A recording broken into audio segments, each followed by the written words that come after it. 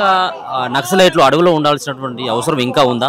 Already కేంద్రం చాలా సీరియస్గా చాలా డ్రోన్లతోటి కావచ్చు, ఆధునిక టెక్నాలజీతోటి అంతమొందించడమే లక్ష్యంగా ఆపరేషన్ కగారును కొనసాగిస్తూ, అలాగే అమిత్ షా కూడా సీరియస్ స్టేట్మెంట్ ఇస్తూ ఉన్నాడు. సో మార్చి చివరికల్లా మేము మావోయిస్టులు లేనటువంటి దేశాన్ని తయారు చేస్తామంటూ. సో ఏం చెప్పదలుచుకున్నారు? ఇంకా అడవిలో ఉన్నటువంటి అన్నలకి ఏం చెప్పదలుచుకున్నారు? కేంద్ర ప్రభుత్వం అవలంబిస్తున్నటువంటి వాళ్ళు ఇచ్చినటువంటి స్టేట్మెంట్ను ఏ విధంగా అర్థం చేసుకున్నారు? అన్నలకు నేను చెప్పదలుచుకున్నది, మేము అన్నలకు చెప్పేదంత దాన్ని కాను. కానీ నేను వాళ్ళు మనం చెప్పినా చెప్పకున్నా వాళ్ళు చావోరేవో ఎంచుకున్నారు. అట్లాంటిది ఇట్లాంటి చావుకు సిద్ధపడే వీళ్ళు అమరులు అయ్యారు. వాళ్ళు ఇప్పుడు బయటకు వచ్చిన వాళ్ళు ఎన్ని సుఖ సౌభాగ్యాలు అనుభవిస్తూ కూడా వాళ్ళు చచ్చిన కిందకే లెక్క. వీళ్ళు చచ్చి కూడా అమరులు. ప్రజల జీవితాల్లో ఎప్పుడు అమరులుగానే ఉండిపోతారు. ప్రజల జీవితాల్లోనూ ఎప్పుడు వాళ్ళ పేరు తెలుసుకుంటూనే ఉంటారు. కానీ వాళ్ళకు ఏంటంటే నిజమే ఇప్పుడు ఫోర్స్ పెరిగింది, ఇబ్బందులు పెరిగాయి. కానీ దానికి తట్టుకొని వాళ్ళు ఎంచుకున్నారు కదా చావోరేవో అనేది. నిజమైన విప్లవకారుడు చావోరేవో ఎంచుకుంటాడు. వీళ్ళలాగా వెన్ను చూపి ఆయుధాలను సరెండర్ చేసి వాళ్ళు సరెండర్ కాదు. కాబట్టి ప్రజలే రేపటికి ఇప్పుడు వీళ్ళని అనిచేస్తున్నారు, తక్కువ సంఖ్యలో ఉన్నారని వాళ్ళు చెప్తున్నారు. మనకు కూడా అర్థమవుతుంది. వాళ్ళు అంతిమం వరకు పోట్లాడాలని మేమంతా అనుకుంటున్నాము. ప్రజలు అప్పుడు వీళ్ళకు వెనుదండుగా ఉన్నప్పుడు ఈయన కొడుకులు ఇప్పుడు లొంగిపోయిన కొడుకులు వెంట లేకున్నా కూడా వాళ్ళు విజయాన్ని సాధిస్తారు. మళ్ళీ మరొక విప్లవం రూపొందుతుంది, ఉవ్వెత్తున రూపొందుతుంది అని నేను అనుకుంటున్నాను. జనజీవన స్రవంతిలో కలిసినటువంటి లొంగిపోయినటువంటి మావోయిస్టులని సో ప్రజాక్షేత్రంలో ప్రజలు ఏ విధంగా వాళ్ళని ఆశీర్వదిస్తారు, ఏ విధంగా వాళ్ళని చూస్తారని అనుకుంటారు? వాళ్ళని మనుషుల్లాగా చూస్తలేరు. వాళ్ళు ప్రజలు మనుషుల్లాగా చూస్తలేరు. ఎవరు వాళ్ళ తొత్తులు ఎవరైతే ఉన్నారో బీజేపీ అక్కడ కామెంట్స్ పెడుతుంటారు. మేము ఇచ్చిన దానికి కూడా కామెంట్స్ పెడుతుంటారు. ఈ దొంగన కొడుకులు వాళ్ళ ఐడియాలజీ ఉన్న వాళ్ళంతా వాళ్ళ తొత్తుల్లాగా ఉండిన వాళ్ళంతా మనకు వ్యతిరేకిస్తుంటారు. అలాగే ఇప్పుడు వాళ్ళకు సంబంధికులే వాళ్ళు మంచి పని చేశారని అంటున్నారు. కానీ ఏ ఒక్క సామాజిక అంటే ఈ విప్లవ భావాలే కాదు, మానవతా దృక్పథంతో ఉన్న ఏ ఒక్క వ్యక్తి ఏ ఒక్క పర్సన్ కూడా అంటలేడు వాళ్ళు చేసిన మంచి పని అనేది. సరే మీకు ఏదో సరే ఇప్పుడు చేతనైతే పార్టీ సొంతగా స్టేట్మెంట్ రిలీజ్ చేసింది, పోవచ్చు, మీరు వెళ్ళిపోవచ్చు. కానీ నిరాయుధులుగా వెళ్ళండి, సాయుధులుగా వెళ్ళకండి. సరే అంటే అవి ప్రజలది. ఈ ఆయుధాలు ఏవైతే ఉన్నాయో అది ప్రజలు సంపాదించుకున్నాయి. కాబట్టి అవి విడిచి మీరు వెళ్ళిపోండి. నష్టం కొన్ని రోజులు అయితే వచ్చు, మళ్ళీ పుంజుకుంటాం. కానీ మీరు ఇచ్చిన సమాచారంతో జరిగినంత నష్టం ఇంతవరకు ఎప్పుడు జరగదు. మాలతి గారు, మీకు ఉన్నటువంటి అంటే మీరేమో అడవిలోనే పెళ్లి చేసుకున్నారు, చనిపోయినటువంటి అంటే మీకున్నటువంటి పరిచయంతో మీరు కూడా ఒక మావోయిస్టు అని చెప్పేసి కూడా రకరకాలైనటువంటి ప్రచారం. సో మీకు ఉన్నటువంటి అనుబంధం ఏంటిది? ఎన్ని రోజుల కాడి నుంచి మీ ఇద్దరి మధ్యలో ఉన్నటువంటి అంటే మీతో మాట్లాడకుండా ఎన్ని రోజుల పాటు ఇప్పటి వరకు అడవిలోనే ఉన్నాడని చెప్పేసి చెప్పదలుచుకున్నాను. మాది ప్రేమ వివాహం అని చెప్పిన వాళ్ళు అడవిలో పెళ్ళి అని చెప్పింది అది పూర్తిగా నేను వ్యతిరేకిస్తున్నాను. ఇక్కడనే 2008లో నేను ఒక ప్రైవేట్ టీచర్ను. నాదే సొంతంగా స్కూల్ ఉండేది. నేను స్కూల్ నడిపిన తను ఒక గవర్నమెంట్ టీచరు. అలాగా మా అన్నయ్య కూడా ఆ గవర్నమెంట్ టీచర్గా రానప్పుడు టీటీఐ చేసినాక మా అన్నయ్యతో పాటు ప్రైవేట్ స్కూల్లో చెప్పినప్పుడు మా అన్నయ్య పరిచయం అయ్యి తనకు ఈ సిద్ధాంతాలు కొంచెం రాజకీయాలు ఉండడం వల్ల తను ఏదో ఇంటర్ కాస్ట్ మ్యారేజ్ చేసుకోవాలనుకున్నారు.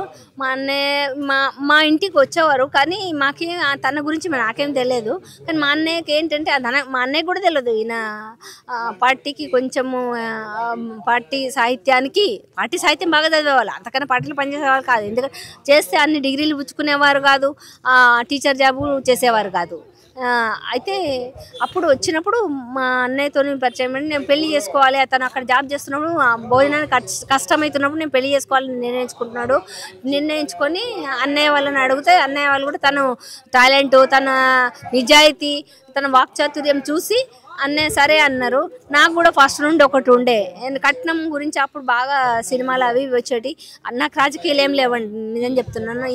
ఈ రాజకీయాలు ఏం లేవు. అట్లా మంచి గుణము మంచి కట్నం లేకుండా చేసుకుంటున్నారు కదా, మంచి మనిషి అనేది నాకు తెలుసు మా అన్నయ్య చెప్పడం వల్ల. తెలివి కల వ్యక్తి అని నేను ఒప్పుకున్నాను, అంతే తప్పితే మా పెళ్ళి ఇక్కడే అయింది. కాకపోతే ఇట్లా బాజా భజంత్రీలు ఈ సాంప్రదాయ ప్రకారంగా కాలేదు, హిందూ సాంప్రదాయ ప్రకారంగా లేదండి. మేము ఎప్పుడు సిటీలోనే ఉన్నాము, నేను ఎప్పుడు అడవులోకి వెళ్ళలేదు, గన్ను పట్టలేదు.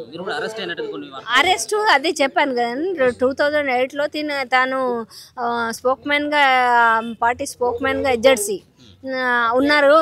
మన గుడ్స్ హౌస్ అండి పేరుతోని చాలా రిపోర్టింగ్ చేసేవారు. దానివల్ల తన ఐడెంటిఫికేషన్ పోయి తనని టార్గెట్ చేశారు, తనని పట్టుకోవడానికి వచ్చారు. తను ఏదో బిజినెస్ కోర్టు పర్పస్లో కేసులు చూసేవారు కదా, కోర్టు పర్పస్లో కేసుల పర్పస్లో బయటికి వెళ్ళడం వల్ల నన్ను పట్టుకున్నారు. ఎందుకంటే నన్ను పిల్లల్ని వాళ్ళ హ్యాండ్ ఓవర్లో ఉంచుకుంటే, నన్ను అరెస్ట్ చేసి పిల్లల్ని వాళ్ళ హ్యాండ్ ఓవర్లో ఉంచుకుంటే తను వస్తాడు అనే దాంతో తను అప్పుడే టార్గెట్ అయ్యి ఉన్నాడు. కాబట్టి తను దొరకకపోవడం వల్ల నన్ను వస్తాడు అనే ఉద్దేశంతో ఉంచుకున్నాను. మళ్ళీ మేము జైల్లో పోరాటం చేశాము. జైల్లో అక్కడి వ్యవస్థ ఛత్తీస్గఢ్ జైలు వ్యవస్థ చాలా హీనాతిహీనంగా ఉంది, దుర్భరంగా ఉంది. పొట్ట నిండా తిండి కూడా పెట్టరు. దాని కొరకు ఆ సమస్యల మీద మేము పోరాటం చేశాం. కాబట్టి నాకు 2 కేసులు వేసి ఒకటే కేసు వేశారు. అసలైతే ఆర్మ్స్ యాక్ట్ వేశారు. సిడి కేసు ఎందుకు వేశారంటే మా పిల్లల్ని కూడా, మెయిన్ పాప మైనర్ ఆమె కూడా అరెస్ట్ చేయాలని చూశారు. చూస్తే నేను దాన్ని వ్యతిరేకించాను కోర్టులో. అందువల్ల నాకు ఇంకా ఆమెను ఏం చేయకపోవడంతో నాకు మళ్ళీ అది సిడి కేసు వేశారు. నేను జడ్జి గారిని ప్రశ్నించాను. ఎప్పుడు 2008లో జనవరిలో అరెస్ట్ చేశారు. నువ్వు ఇది సిడీలు వేసావు కదా, అప్పుడు సిఆర్పిఎఫ్ బలగాలు ఆదివాసుల మీద చేసిన అత్యాచారాలు, మహిళల మీద, అవన్నీ వీళ్ళు రికార్డ్ చేసి సిడీలు ఎమ్మెల్యేలకు పంచారు. అదే కేసు నా మీద వేశారు. ఎమ్మెల్యేలకు డిస్ట్రిబ్యూట్ చేశారు అన్నట్టు పార్టీ వల్ల, మరి ఇంకెవరో నాకు తెలియదు. జైల్లో 10 సంవత్సరాలు ఇది చెప్పండి మొత్తం. అయితే వేస్తే నేను అడిగాను, ఏంటి ఇది 2006 కేసు, నిన్న 2008లో అరెస్ట్ చేశారు, ఇప్పుడు ఎట్లా చేస్తున్నారు, ఒక్క ప్రూఫ్ కూడా లేదు. దాంట్లో మహిళా స్కెచ్ లేదు, ఎందుకంటే డిస్ట్రిబ్యూట్ చేశారు. హ్యాండ్ టు హ్యాండ్ కూడా ఇచ్చారట. ఎవరికి? మన ఎమ్మెల్యేలకు. అప్పుడు ఎమ్మెల్యేలు భయపడి పారిపోయారని తెలుసు, అది అందరికి తెలిసిన విషయమే.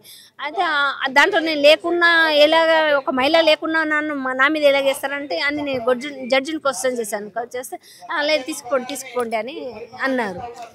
కానీ నేను పార్టీలో పని ఎప్పుడు చేయలేదు. చెయ్యాల్సిన పరిస్థితి ఇప్పుడు వస్తుందేమో అనిపిస్తుంది నాకు.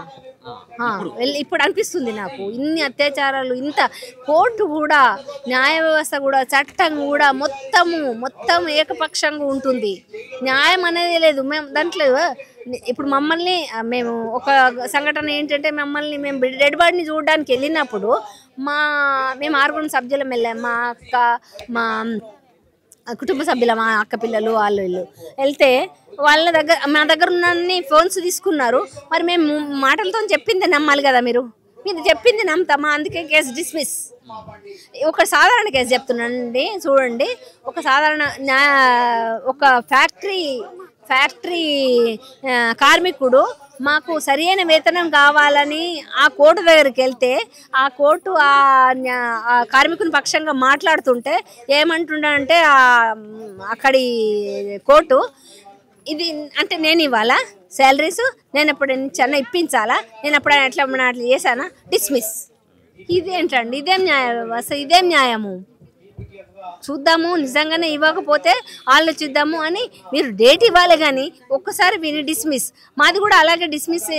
నీ దృష్టి మీకు ఎప్పుడో చేయాలని ఉండే డిస్మిస్ 6 తారీఖు చేస్తే మాకు ఇప్పటివరకు సుప్రీంకోర్టు రిలీఫ్ ఇచ్చేదా, మళ్ళీ సుప్రీంకోర్టు కొట్టేసేదా, అది మేము తెలుసుకుందాము.